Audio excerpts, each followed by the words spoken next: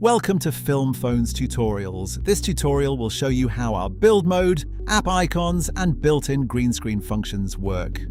Let's start by adding a new flow. Name it with a scene number or relevant description.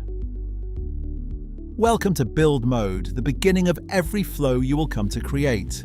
Here you will see the features available as highlighted app icons.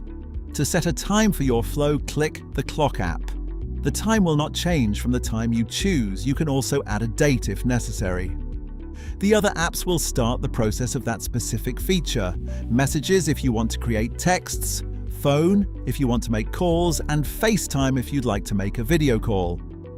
The Settings app will take you back to the main menu. If needed, you can also edit app icons.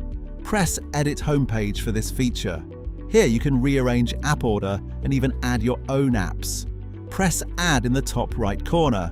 Enter the app name and icon and assign to a feature if needed, and then press Add. Bear in mind the app will not open if not assigned to a feature, but will still appear visually on your flow.